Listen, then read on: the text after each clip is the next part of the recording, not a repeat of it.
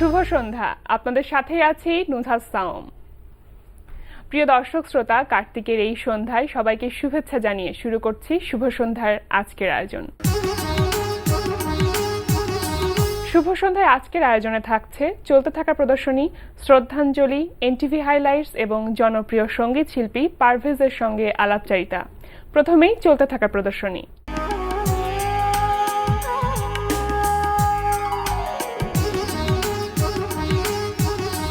জানিয়ে দিচ্ছি চলতে থাকা চিত্রকলা প্রদর্শনীর সময়সূচি। মহাখালীর গ্যালারি কসমসে অনুষ্ঠিত হচ্ছে শিল্পী রেজাউন নবীর একক চিত্রকলা প্রদর্শনী মেটামরফিক ন্যাচারালি ট্রান্সফর্মড। প্রদর্শনীতে শিল্পীর বিভিন্ন মাধ্যমে আঁকা 40টি শিল্পকর্ম স্থান পেয়েছে। প্রতিদিন দুপুর 12টা থেকে রাত 8টা এই সময় প্রদর্শনী চলবে 28 অক্টোবর পর্যন্ত। আলিয়াস প্রসেসের লা গ্যালারিতে প্রদর্শিত হচ্ছে শিল্পী কামরুজ্জামান স্বাধীনের একক চিত্রকলা প্রদর্শনী রুটেড ইন সয়েল। প্রদর্শনী চলবে 29 অক্টোবর পর্যন্ত। এবার জন্মদিবসে শ্রদ্ধাঞ্জলি।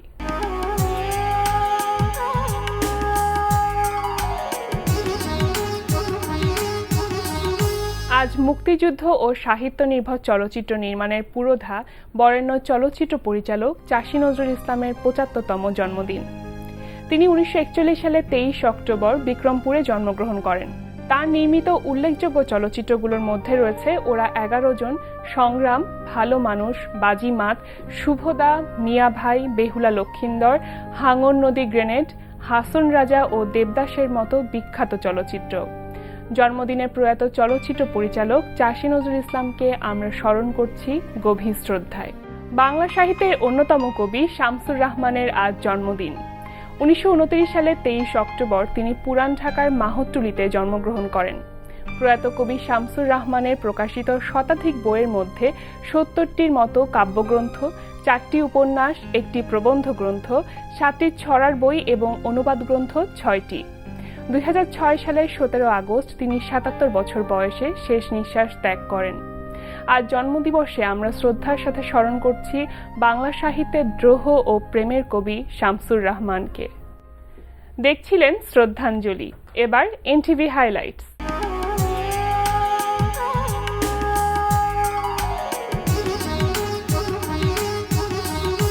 এবার জেনে নিন কি কি থাকছে এনটিভির রাতের অনুষ্ঠান মালায়। সন্ধ্যা 6:45 দেখবেন মোহাম্মদ নুরুজ্জামানের প্রযোজনায় চলচ্চিত্রের গান নিয়ে অনুষ্ঠান ফেয়ার অ্যান্ড লাভলি রূপালী পর্দার গান। তোর হাসি যেন বিশাল ছক্কা, যায় না ধরা ক্যাচ, আজ প্রেমের মাঠে তোরই সাথে জমবে দারুণ ম্যাচ। দৃষ্টি তোরই বাউন্ডারি, দৃষ্টি তোরই বাউন্ডারি, ভালোবেসে মরতে পারি করলি মঞ্জুরি। প্রেমের ব্যাটে বলে যদি যায় রে মিলে, হবে 1000 সেঞ্চুরি। প্রেমের ব্যাটে বলে যদি যায় রে মিলে, হবে 1000 সেঞ্চুরি। রাত 8:20 থাকছে এজাজ মুন্নার রচনা এবং পরিচালনায় ধারাবাহিক নাটক আস্থা। আমি একটা কথা বলতে পারি? বলো। অ্যানিভার্সারিতে আমি দেশের বাইরে যেতে চাচ্ছি না। না চাইলে জোর করবো না। দেশেও কোনো প্রোগ্রাম হোক সেটাও চাই না। আব্বা আম্মা আসলে তুমি কি মানা করতে পারবে? সেটা তুমি কিভাবে কি করবে সেটা তুমিই জানো। আমি যেটা বললাম সেটা করলে ভালো লাগবে আমার। রাত 9টায় প্রচার হবে হাসান ইউসুফ খানের প্রযোজনায় কমেডি প্রতিযোগিতামূলক অনুষ্ঠান হাসো।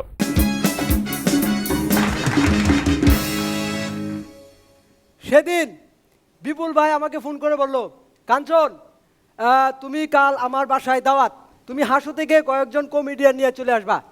ভাই ঘটনা কি? আরে বাসায় অনেকের শরীর স্বাস্থ্য ভালো না, মন মিজাজ খুবই খারাপ, তাই আমি মানত করছিলাম কয়েকজন কমেডিয়ান খাওয়াবো। রাত 11:30 থাকছে হাসান ইউসুফ খানের প্রযোজনায় সঙ্গীতানুষ্ঠান মিউজিক জ্যাম।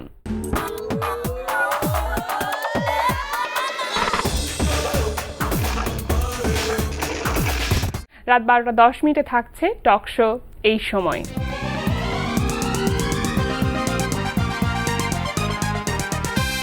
এই ছিল এনটিভির রাতের অনুষ্ঠানমালার হাইলাইটস। এবার আলাপচারিতা।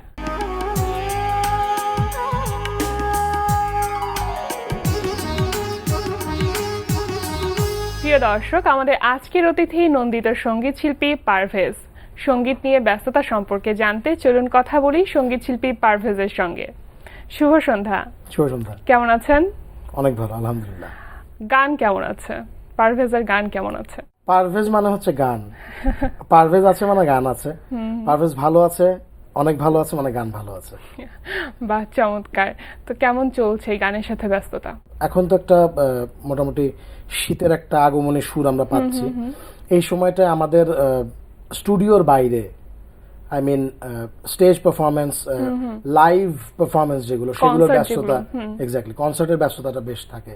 আচ্ছা, সো সেটার ধারাবাহিকতায় ব্যস্ততা, স্টেজের ব্যস্ততা অনেক বেশি। কনসার্ট করতে কেমন লাগে? অন্যান্য মাধ্যমগুলোর কথা পরে আসছি, কনসার্টের সম্পর্কে একটু শুনি যে কেমন লাগে। আমার বরাবর অনেক বেশি ভালো লাগে, কারণ আমার জন্মটাই স্টেজে। আমি একেবারে 2001 সালে যখন আমি বিশ্ববিদ্যালয়ে একদম ফ্রেশ, সেই সময় থেকে স্টেজ Stage পারফরমেন্স performance, হ্যাঁ। শুরু করি। আমার কাছে ওই জায়গাটাই হচ্ছে আমার একদম নিজের ঘর। আমি যখন স্টেজে থাকি এবং দর্শকদের সাথে কমিউনিকেট করা যায় একদম সরাসরি। টেলিভিশনের প্রোগ্রামগুলোতে হ্যাঁ, ফোনে দর্শক থাকেন, কিন্তু ইনস্ট্যান্ট অনেকের সাথে যে কমিউনিকেশনের ব্যাপারটা, অনেকের কাছ থেকে খারাপ ভালো যে ফিলিংগুলো পাই, Response-টা, হ্যাঁ। রেসপন্সটা পাই, সেই ইনস্ট্যান্ট ফিলিংটা আসলে অনেক অনেক বেশি ভালো লাগার। সেটাই, অবশ্যই। আচ্ছা, এবার আসছি আমি একটু বর্তমানের ব্যস্ততা সম্পর্কে, যে কনসার্ট ছাড়াও আর কি ধরনের কাজ করা হচ্ছে এখন? বর্তমানে ব্যস্ততা চলছে বেশ কিছু কাজ নিয়ে। আমি একদম র কাওয়ালি কিছু গানের প্ল্যান করেছি, সেটার ট্র্যাকগুলোর কাজ করছি এই আচ্ছা। মুহূর্তে। আর গত কোরবানি ঈদে দুটো প্রজেক্ট রিলিজ করেছি, সিঙ্গেলস। তো সেই দুটো প্রমোশনের ব্যাপারে কাজ করছি। কিছু মিউজিক ভিডিওর কাজ চলছে, সেগুলো সামনে আসবে। সো এই জিনিসগুলো নিয়েই। আচ্ছা, যে দুটো যাচ্ছে। সিঙ্গেলস এর কথা বলছিলেন, ওই দুটো সম্পর্কে একটু জানতে চাই, যে সে দুটো কি ধরনের গান বা দুটো কবে সিঙ্গেলস, রিলিজ হয়েছে? একটা হচ্ছে সেজুল হোসেনের লেখা, আমার সুর করা। সৌমিক কুণ্ডু আমার এক বন্ধু, কলকাতার, ওর সঙ্গীতায়োজনে একটা গান করেছি। গানটার শিরোনাম হচ্ছে আলো আধারি। আচ্ছা, একেবারেই আমি এরকম গান আগে করিনি। সফট রক টাইপের একটা গান, খুব মেলোডিয়াস একটা টিউন করার চেষ্টা করেছি গানটায়। আচ্ছা, একেবারেই যদি আমি এক কথায় বলি, কঠিন প্রেমের গান। আর আরেকটা করেছি হচ্ছে R&B স্টাইলের, হিপ হপ স্টাইলের একটা গান, সেটার নাম হচ্ছে প্রেম যমুনা। আচ্ছা, ওটার লেখা আমার, আর সুর সঙ্গীতায়োজন করেছে আমার বন্ধু Aks, DJ Aks, is a very good composer. আর এই গানটা, প্রেম যমুনা গানটা, দুটো ভার্সন করেছি আমরা, একটা আমার সোলো ভার্সন, আর আরেকটা হচ্ছে শ্রীলঙ্কান আমেরিকান একজন শিল্পী আছেন, জে ম্যাট, তার সঙ্গে একটা কোলাবোরেশন করেছি আমরা। আচ্ছা, তো সেটার ভিডিওটাও রিলিজ করেছি কোরবানি ঈদে। আমার সোলো ভার্সনটার ভিডিওটার কাজ চলছে। আচ্ছা, মানে মিউজিক ভিডিওর কাজ ইতিমধ্যে একটা রিলিজ হয়ে গেছে আর একটা কাজ চলছে হবে। আচ্ছা, তো এখন আমরা একটা না হয় গান শুনে ফেলি, বাকি গল্পগুলো পরের জন্য ওকে। থাক। সেজুল হোসেনের লেখা যে গানটা রিলিজ করেছি গত কোরবানি ঈদে, আজব রেকর্ডস থেকে, আমার ভাই, আমার ব্রাদারহুড প্রজেক্টের অর্ধেক জয় শাহরিয়ার, তার রেকর্ড লেভেল আজব রেকর্ডস থেকে রিলিজ করেছি গানটা। আচ্ছা, শুনি। এই আলো আধারিতে আমি পারি চিনে নিতে তোমায়, এই মন কুঠুরিতে জানি তুমি পারো কিনে নিতে আমায়। যদি মনে করো এ বুক থর থর থেমে যাবে কথা, দাড়ি কমায় ভেবো না অগোছালো, না বলা কথাগুলো পথ ভুলে উড়ে যাবে দমকা হাওয়ায়। যদি মনে করো এ বুক থর থর থেমে যাবে কথা, দাড়ি কমায়। না না না না না না, ভেবো না অগোছালো, না বলা কথাগুলো পথ ভুলে উড়ে যাবে একদম হাওয়া।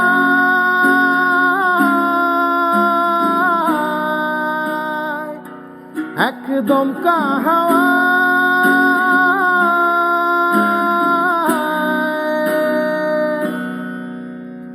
না না না না না না না না না না না না না না না না না না না। অসম্ভব রোমান্টিক এবং একটা Thank you. মেলোডিয়াস গান। তো সাধারণত নিজে যখন গান করেন কোন ধরনের গানটা করতে বেশি ভালো লাগে? একটু সেমি ক্লাসিক্যাল, একটু সুফি টাচ যদি থাকে গানটায় আমার ভালো লাগে সবচেয়ে বেশি। আচ্ছা, এবার আসি অ্যালবামের প্রসঙ্গে। লাস্ট যে অ্যালবামটা আমরা পেয়েছি সেটা হচ্ছে পাগল। এই কুরবানি ঈদের সময় আমরা সেটা পেয়েছি। তো সেটা কি ধরনের গান ছিল সবগুলি? অনেক ভ্যারাইটি ছিল আমার গানগুলোর ভেতরে। এক টাইটেল ট্র্যাক যেটা পাগল, এটা একদমই এই আলো আধারে যে গানটা করলাম এরকম একটা খুব রোমান্টিক একটা, মানে পাগল মানে হচ্ছে আমি কতটা পাগল ওর জন্য, আচ্ছা, সেটা এক্সপ্রেস করা পাগল গানটার তার মধ্যে। মানে সবগুলি গানই কিন্তু কম বেশি No, রোমান্টিক? না সেরকম না। আচ্ছা, পাগল গানটা এরকম একটা খুব চটুল গান ছিল, আমি যেটাকে বলি দুষ্টু গান। কম্পোজিশনটাও খুব দুষ্টু ছিল। ওই গানটা কম্পোজ করেছিল সৌমিক কুণ্ডু। সৌমিকের কম্পোজ করা আরো 3টে গান আছে। একটা একদম টিপিক্যাল কাওয়ালি গান আছে, দাম্মালি আলী, আমার লেখা, সৌমিকের 3 কম্পোজিশন। আরেকটা গান আছে বদরা, যেটা একদম ওয়েস্টার্ন একটা কম্পোজিশনে, একদম সেমি ক্লাসিক্যাল একটা গান, আচ্ছা, যেটাকে ব্লেন্ড বলতে পারি আমরা, সেমি ক্লাসিক্যাল এবং ওয়েস্টার্ন দুটো ধারার। পাগল গানটা লিখেছে, সুর করেছে, কম্পোজ করেছে হচ্ছে বর্ণ চক্রবর্তী। এছাড়া আর অভি আকাশের সুর করা, মুশফিক লিটু ভাইয়ের কম্পোজিশনে এবং প্রদীপ সাহার লেখায় 3টে গান আছে। সুমনদার লেখা একটা গান আছে, সুর করা একটা গান আছে, কম্পোজিশন করা। তো সবগুলো গানে ডিফারেন্ট স্টাইলের, সেমি ক্লাসিক্যাল কিছু ব্যাপার আছে, সুফি কিছু ব্যাপার আছে, সফট রক আছে। আচ্ছা। সব মানে এই type পাগল মিলে। অ্যালবামতে আসলে অনেক ধরনের গান আছে, Exactly. অনেকের লেখা আছে এবং অনেকের কম্পোজিশন আছে। Composition পুরো সঙ্গীত আয়োজনে কে ছিল? পুরো অ্যালবামটা সঙ্গীত আয়োজন একজন করেননি। অ্যালবামটা সঙ্গীত আয়োজনে কাজ করেছে সৌমিক কুণ্ডু, মুশফিক লিটু এবং সুমন কল্যাণদা। আচ্ছা, তো এখন দর্শকরা কি বলেছেন অ্যালবামটি সম্পর্কে, পাগল সম্পর্কে? দর্শক আজকে সাড়া পাচ্ছি বেশ কটা গান নিয়ে। পাগল গানটার সাড়া খুব ভালো। দাম্মালি আলী কাওয়ালি যে ভার্সনটা, সেই ভার্সনটার সেই ট্র্যাকটার সাড়া খুব ভালো। মুশফিক লিটু ভাই কম্পোজ করা, আকাশ সুর করেছে, প্রদীপদা লিখেছে একটা গান সব পাখি ঘরে ফিরে আসলি না তুই, সেই গানটা সাড়া খুব ভালো। আচ্ছা, বেশ কিছু তো গান আছে। এরকম কি দেখা যায় যে অ্যালবামের থেকে শ্রোতা দর্শকদের সাড়াটা বেশি পাওয়া যায় সিঙ্গেলসের ক্ষেত্রে? পার্শিয়ালি আপনার কথা ঠিক, কারণ হচ্ছে যখন কেউ একটা সিঙ্গেল রিলিজ করে টোটাল ফোকাস কনসেন্ট্রেশন কিন্তু সিঙ্গেলটার উপরে থাকে, একটা গানের মধ্যে। একটা গানের উপরে থাকে। সো ওইখান থেকে পজিটিভ ফিডব্যাকও যেরকম পাওয়া যায়, ওই একটা গান যদি দর্শকের পছন্দ না হয় দেন ইটস ডান, সরিয়ে রাখা হলো গানটা। মানে অনেকটা না স্টেজ পারফরমেন্সের মতন যে ইনস্ট্যান্ট প্রতিক্রিয়াটা পাওয়া যাচ্ছে। কাইন্ড অফ, হ্যাঁ। Definitely kind of. আর অ্যালবামে হয় কি, অনেক ধরনের গান থাকে, তো অনেক ধরনের শ্রোতা যেহেতু আমার, সো অনেক ধরনের শ্রোতার অনেক ধরনের এক্সপেকটেশন ফুলফিল করা যায় একটা অ্যালবাম থেকে, যদি আমি অনেক ধরনের গান দিই। আর অ্যালবামে যদি সবই এক ধরনের গান রাখি, তাহলে কিন্তু আবার এক শ্রেণীর দর্শকের কাছ থেকে আমি সেটার ফিডব্যাকটা পাবো। আচ্ছা, সো ব্যাপারগুলো মিক্সড একটা ব্যাপার থাকে। সবকিছুরই আসলে পজিটিভ নেগেটিভ দিক Definitely. থাকে। আচ্ছা, আমরা এখন না হয় একটা গান শুনি ছোট্ট করে। ওকে, পাগল অ্যালবামের টাইটেল ট্র্যাকটা। হ্যাঁ, শুনি।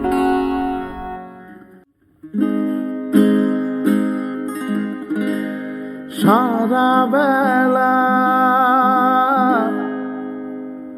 তোকে খুঁজি,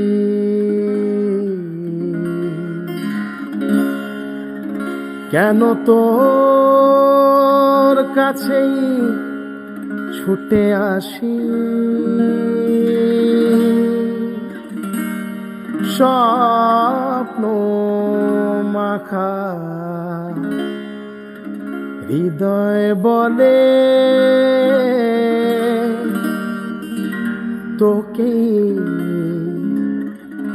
ভালোবাসি,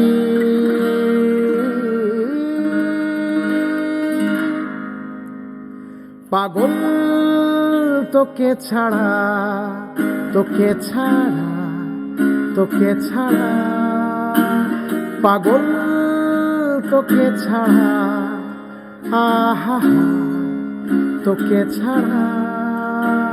ছবি এঁকে যায় তোর মনে জানালায়, বসন্তের বাতাস ছুঁয়ে যায় সুখেরই মায়া,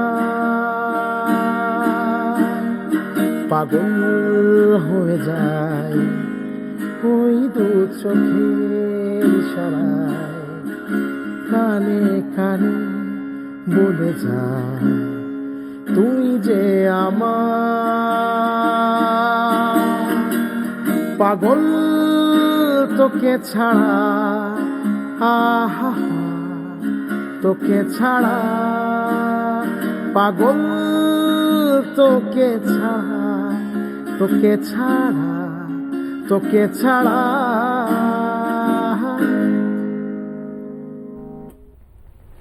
অসাধারণ, অনেক ভালো লাগলো। গান পাগল পারভেজের শুরুটা হয়েছিল স্টেজ পারফর্মার হিসেবে, পরবর্তীতে আসলে ভবিষ্যতে চিন্তাটা কিভাবে করা হচ্ছে? ভবিষ্যতের চিন্তাটা মূলত সঙ্গীতকে কেন্দ্র করেই, আর এর পাশাপাশি আমি আরেকটা কাজ করছি। আমার রেস্টুরেন্ট বিজনেস আছে। আচ্ছা, আমার রেস্টুরেন্টের নাম হচ্ছে ভর্তা ভাত, একদম ট্র্যাডিশনাল বাংলা রেসিপি। আচ্ছা, তো রেস্টুরেন্টের চিন্তাটা করছি, একটা বিজনেস থাকলে ভালো, কিন্তু টোটাল কনসেন্ট্রেশনটা কিন্তু গানেই গানকে আছে নিয়ে। আসলে, সম্পূর্ণভাবেই আচ্ছা, গান নিয়েই চিন্তা। ইন্টারন্যাশনালি কাজ করার বেশ কিছু চিন্তা ভাবনা আছে, চিন্তা তো অনেক কিছু আছে, দেখা যাক কি হয়। অবশ্যই সব রকম চিন্তা ফলপ্রসূ হবে একটা সময়, ঠিকই সবকিছুতে সফল হবেন এই প্রত্যাশা থাকলো। শুভ সন্ধ্যা এসেছেন, অনেক অনেক ধন্যবাদ আপনাকে। আপনাকে অসংখ্য ধন্যবাদ। প্রিয় দর্শক, কথায় কথায় আমরাও চলে এসেছি অনুষ্ঠানের শেষ প্রান্তে। আমাদের সঙ্গে যোগাযোগের ঠিকানা প্রযোজক শুভ সন্ধ্যা, এনটিভি বিএসসিসি ভবন, 7ম তলা, 102 কাজী নজরুল ইসলাম অ্যাভিনিউ, কারণ বাজার, ঢাকা 1215। আমাদের ইমেল অ্যাড্রেস shubhosandha@ntvbd.com। প্রিয় দর্শক, এনটিভিতে সম্প্রচারিত সংবাদ ও অন্যান্য সকল অনুষ্ঠান দেখতে লগ ইন করুন www.ntvbd.com-এ। সবার মঙ্গল কামনায় আজকের মতো এখানেই শেষ করছি। শুভ সন্ধ্যা।